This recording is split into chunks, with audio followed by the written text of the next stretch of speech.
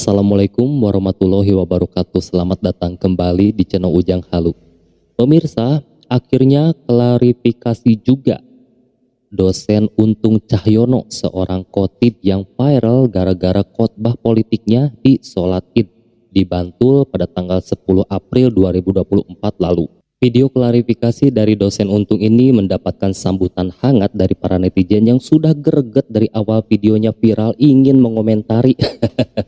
Nah, seperti apakah klarifikasinya, seperti apakah permintaan maafnya, dan seperti apakah tanggapan para netizen? Mari kita simak videonya. Ya, mungkin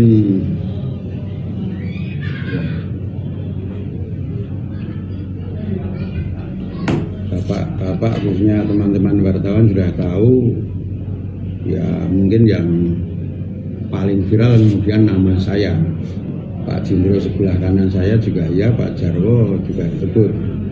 Jadi intinya dalam pertemuan tadi kami sudah sampaikan di depan Bapak para tokoh masyarakat yang punya kewenangan dalam rangka membuat satu kondisi yang terbaik di lingkungan Tamangan ya. Karena itu kemudian kami sepakat dan tadi untuk kemudian harus saya sampaikan bahwa beberapa hal dari kami harus saya tegaskan. Jadi satu, karena sudah seperti ini ya supaya tidak berlanjut dan teman-teman wartawan juga tidak melanjutkan, kami dengan tegas menyatakan memohon maaf apa yang sudah membuat warga menjadi mungkin terganggu dengan pandangan kami. Itu yang pertama. Yang kedua, ya saya pribadi tentu secara tegas kami manusia biasa untuk lebih dewasa supaya kami harus lebih berhati-hati, khususnya ketika berbicara di depan forum yang bisa jadi memang forumnya itu sangat berbeda, apalagi jamaah yang besar, kan kita tidak tahu persepsi masing-masing. Yang kedua, ya saya tentu penting bagi kami meminta info tokoh masyarakat sebelum kami berbicara, apalagi ini khotbah Idul Fitri yang tentu saja jamaahnya skopnya tidak hanya RT tapi mungkin tingkat kelurahan, bahkan bisa terjadi warga dari kelurahan lain. Lalu kemudian yang keempat, saya pribadi juga saya tegaskan supaya yang lain juga rada tenang lah. Saya harus merasa perlunya introspeksi dan muhasabah atau koreksi diri dan introspeksi. Apa ya, saya ulangi. Introspeksi, muhasabah dan koreksi diri. Ketika memang apa yang saya sampaikan itu menjadi sebuah persoalan. Kalau tidak ada yang menyoal ya tentu kita sadari berarti orang masalah. Tapi kalau ada yang menyoal berarti mungkin sedikit atau banyak bisa jadi ada masalah. Lalu yang tidak kalah penting terakhir ini khususnya bagi saya ketika berbicara dengan bahan teks. Ya saya harus sadar bahwa teks harus saya cermati betul sebelum saya bacakan. Supaya kalau perlu bahkan ya ini kan punya tradisi di Tamanan ini, siapapun yang diminta bicara biasanya ada sepik-sepik ya, komunikasi warga kami begini terus terang itu yang tentu kami dengan Pak Jendro belum sempat berkomunikasi lebih lanjut. Nah, itulah Bapak Ibu yang saya sampaikan khususnya di press conference siang ini. Oh, udah selesai ya? Sampai ngantuk dengernya. Panjang banget. Muter-muter gitu ya, jadi inget siapa gitu yang suka menyampaikan narasi itu selalu muter-muter gitu. Tapi mohon maaf nih ya, koreksi apabila Ujang salah. Biasanya nih ya yang Ujang tahu kalau kita nih melakukan kesalahan sama orang lain, terus kita menyesal, terus kita minta maaf, kita tatap orangnya gitu ya. Kalau kita minta maafnya tuh pakai hati tulus gitu kan, maka ekspresi wajah pun akan mengikuti gitu tanpa kita dibuat-buat wajah kecewa, wajah menyesal, wajah sedih gitu. Itu akan mengikuti kalau kita tulus minta maafnya gitu. Nah, seperti apa tanggapan para netizen yang mungkin sudah greget sekali dari awal video ini viral ya? Mari kita simak. Kontennya kemarin bahas pemilu di sholat Id, ceramahnya itu ya ini, tapi dia mengaku itu membaca teks, kurang mencermati teks. Harus dibaca dulu. Lah, itu teksnya yang bikin siapa, Pak? Dikasih orang atau bikin sendiri? Kalau bikin sendiri, kenapa harus dicermati? Kan berarti dari idenya yang salah, bukan salah teksnya, Pak. Tolong diklarifikasi. Pada awalnya saya nggak berniat untuk komentar masalah khotbah politik yang dilakuin sama Pak Ustadz ini tadi. Sekalipun video tentang khotbah politik itu lewat terus di FYP saya. Saya memilih untuk awalnya tidak komentar karena saya tahu topik bahasan ini adalah topik bahasan di tepi jurang. Karena saya adalah seorang nonis. Tapi melihat apa yang disampaikan sama Pak Ustadz ini tadi, kayaknya saya nggak bisa kalau nggak komentar. Gini ya, Pak Ustadz, saya nggak ngomongin tentang masyarakat yang kemarin bubaran di sana. Saya membawa hal ini kepada diri saya sendiri. Saya seorang Katolik, kalau saya di dalam misa, pemuka agama saya, pastor saya misalnya, menyampaikan homili atau khotbah politik, sekalipun misa itu belum selesai, saya akan memilih untuk keluar daripada gereja, udah saya pulang aja. Nggak penting. Karena apa? Saya datang ke gereja untuk beribadah, untuk berkomunikasi dengan Tuhan, bersyukur sama Tuhan, bukannya untuk ngurusin politik-politikan. Dan saya rasa hal itu juga dirasain sama orang-orang yang kemarin sholat di sana. Harusnya mereka diberikan khotbah yang bisa menenteramkan hati, bukan manas-manasin, dan Jelekin bisa Jokowi membuat mereka lagi, menjadi seseorang yang lebih baik lagi secara keimanannya. Jadi saya rasa udahlah, kalau salah diakui salah lah daripada merasa tidak salah, padahal masyarakat sudah menilai bahwa hal itu tidak pantas untuk dilakukan. Ya, apa namanya? Jadi Pak dosen tuh barusan klarifikasinya tuh panjang banget ya. Jadi seolah dia tidak mau disalahkan banget gitu. Dia memberikan penjelasan kenapa-kenapanya gitu. Menurut Ujang sih itu gak perlu ya. Tinggal dia minta maaf saja kepada masyarakat. Udah beres gitu. Gak usah panjang lebar sampai muter-muter gitu. Panjang banget klarifikasinya. Udah jelas dia salah gitu ya. Di situ dia salah tempat gitu kan. Pidato politiko di sholat id gitu kan tidak etis banget gitu. Wootnya para jamaah karena lelah, katanya capek karena mendung. Ya jelas capek karena Anda gitu loh. Iya. Karena capek dengar khutbah Anda kan seperti itu. Ya, sekarang Anda itu sama sekali nggak mencerminkan ya menjadi seorang panutan. Jujur pribadi saya sendiri gitu loh. Anda itu nggak mencerminkan sama sekali gitu loh. Karena Anda itu seharusnya menjadi teladan, menjadi pengayom untuk menjasterakan, untuk memberikan adem gitu loh di situasi yang sekarang ini. Bukan justru malah memecah belah, memberikan seorasi provokator gitu. Nggak ada mereka walk out itu gara-gara panas. Seorang jamaah itu kalau misalnya ceramahnya enak, mau sampai jam berapapun diladenin. Yeah. Nah kalau ceramahnya gak enak seperti Anda berceramah tentang masalah politik lah, pemilu lah, mengkritik masalah pemerintahan, menggibah Jokowi, siapa yang mau gitu loh. Jadilah ciri-ciri orang yang pengen membenarkan dirinya sendiri dari kesalahan ya seperti ini. Udah tahu orang udah muak dengan politik gitu. Udah tahu pemilu itu udah usai gitu loh. Dia nggak usah perlu dibahas lagi gitu kan. Nggak usah dibawa-bawa lagi. Sekarang ini momennya untuk hari raya gitu loh. Percuma Anda berpuasa 1 bulan full, mau taraweh, tahajud, nggak ada gunanya. Kalau ujung-ujungnya Anda belum silaturahmi udah menggibah seperti itu, memfitnah lah segala macam, apa fungsinya Anda? Anda sebagai seorang panutan, seorang ditetuakan, tapi Anda seperti itu, apa efeknya buat Anda gitu loh. Dan sekarang ya mungkin Anda pengen viral ya, sekarang udah viral lah ya, selamat lah untuk Pak Untung Cahyono ya, ada udah viral sekarang, dikasih penghargaan dong masyarakat Indonesia gitu loh. Ya kita hanya memberikan selamat gitu kan.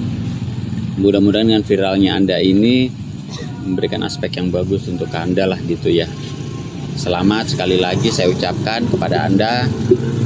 Mudah-mudahan aja ke depannya lebih banyak lagi follower-followernya lagi gitu, lebih terkenal lagi gitu ya Pak ya.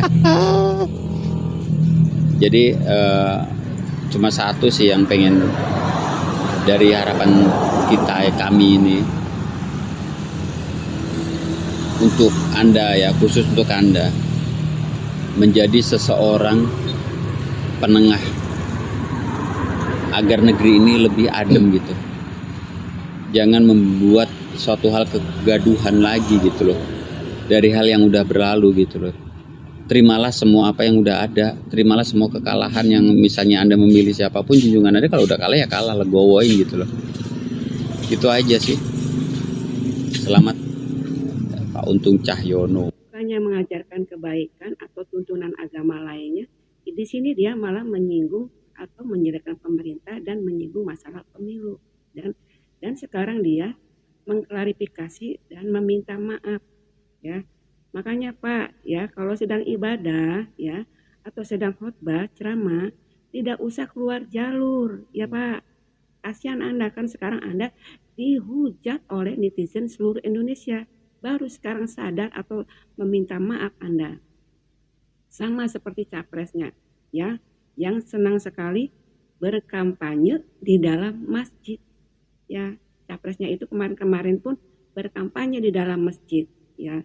01 ini memang tidak bisa mengenal tempat. Seperti itu. Para pendukungnya juga sama, ya. Berkampanye di dalam masjid, tapi giliran sholat di jalan aspal. Kan ini sudah menyimpang semuanya. Iya. Ya, merasa diri paling baik, tapi tidak bisa menempatkan diri, ya. Dan sekarang Pak Cahyono ini mengklarifikasi atau meminta maaf. Tapi dari kata-kata permintaan maaf dia itu muter-muter tidak jelas, ya. Sama kayak capresnya senang banget atau senang sekali memutar-mutar kata, ya, seperti itu. Tinggal minta maaf, ya, kepada jamaat atau kepada umat muslim di seluruh Indonesia. Apa salahnya? Tidak usah muter-muter Pak, ya. Kasihan Anda sekarang, ya, dihujat oleh netizen seluruh Indonesia, ya. Tenan ujung-ujungnya dan akhirnya yo njaluk sepuro, njaluk minta maaf. Lah wong arep can njaluk sepuro, njaluk maaf kok kuwatane ngwalor ngidul bulet tenda umum. Aku ndeloke sampean gerak-gerike yo to, dari gimik wajah, bibir, seakan-akan nyuwun ngapunten iki yo. Tidak menunjukkan sedikit pun rasa bersalah dan penyesalan atas khotbah yang datar, wajahnya datar banget klarifikasinya kemarin. Kalau memang itu berupa teks, ya toh, seharusnya jenengan itu kan orang yang berilmu, orang yang mempunyai wawasan. Apakah dalam teks itu kalau sudah tahu berisikan tema tentang politik, apa enggak disaring dulu, apa enggak ada tema-tema tentang agama yang lebih bermanfaat, yang lebih mendidik untuk jamaah? Jenengan tadi sampaikan sebelum menyampaikan apa yang akan diisikan dalam khotbah, itu jenengan rundingkan dulu, ya. Apakah orang-orang yang seketika waktu itu diajak runding tidak ada yang keberatan, tidak ada yang komplain? Apakah tidak ada usulan lain untuk pengisi khotbah yang lebih bermanfaat untuk para jamaah? Ya loh, kok masih dilanjutkan? Teks itu tak takok Pak Khotib, itu pesanan dari siapa? Yang membuat siapa? Kok berisikan politik? Seharusnya ya kalau masih berisikan tentang politik jenengan tolak atau jenengan dibayar. Ini takon lo ya, orang untuk takon. Apa dibayar? Kalau dibayar berapa kok sampean jenengan niku mau nih menyampaikan khotbah yang menjadi sekarang iki kontra karo netizen ya lho. Ada waktu dan tempat kalau mau berorasi ya toh, berorasi dalam politik, bukan malah dalam khotbah sholat Idul Fitri. Saiki ndadekno masalah to ya, para netizen saiki mengkritik apa yang telah disampaikan khotbah kemarin to ya. Piye lur, sampean mau roh videone Pak Khotib iki njaluk sepuro ora nek mituruti Mas Jabang Bayi ya dari apa yang disampaikan permintaan maaf tadi dengan Jabang kata Bayi. yang mutar-muter dengan tujuan mohon maaf, tapi wis bahasane ngalor ngidul aku ngrungokno ya mumet dhewe lho. Wis iki tak serahno netizen ae. Hak netizen iki diterima ora mohon maafe, iya mohon maafe, tapi Gusti Allah iki Maha pemberi maaf. Aku sebagai netizen Mas Jabang Bayi wis sepuro gak apa-apa, sesuk aja dibaleni meneh ya Pak Khotib. Tetep salam seduluran, NKRI harga mati. Kita sebagai rakyat harus bersatu kembali meskipun beda pilihan, tapi kita tetap satu tujuan, memajukan bangsa dan negeri. Jangan mudah terprovokasi. Siapapun presidennya, kita tetap bekerja untuk melanjutkan hidup kita. Semangat Pak Khotib. Ya benar, kita tuh jadinya ngantuk gitu ya, karena itu klarifikasinya tuh muter-muter gitu ya. Jadi kita yang melihat juga apa ya, tidak melihat wajah-wajah menyesal dari si pak dosennya ini ya. Biasanya kan kalau kita minta maaf dari hati itu ekspresi wajah pun mengikuti, karena kita minta maafnya tuh benar-benar pakai hati dan ikhlas gitu ya. Ini kan Pak Khotibnya itu lirik sana, lirik sini gitu kan, ribet banget dengan HP apalah segala macam gitu kan.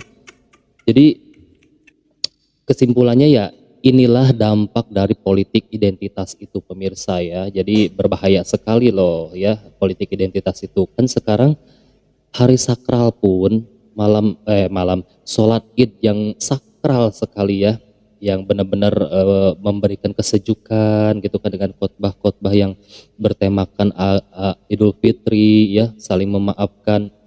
Sekarang dalam sejarah baru kali ini dicoreng loh dengan khotbah yang berisi politik. Coba kalian ingat, ada nggak kejadian seperti ini sebelumnya? Kan baru kali ini saja gitu kan.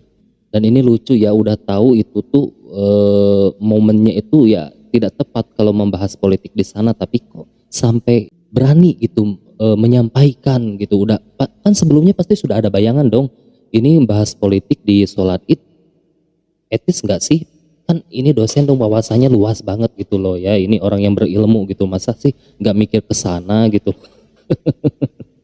Nah, kalau menurut kalian gimana? Tinggalkan pendapat kalian di kolom komentar. Terima kasih sudah menyimak. Semoga kalian dan keluarga selalu diberi kesehatan.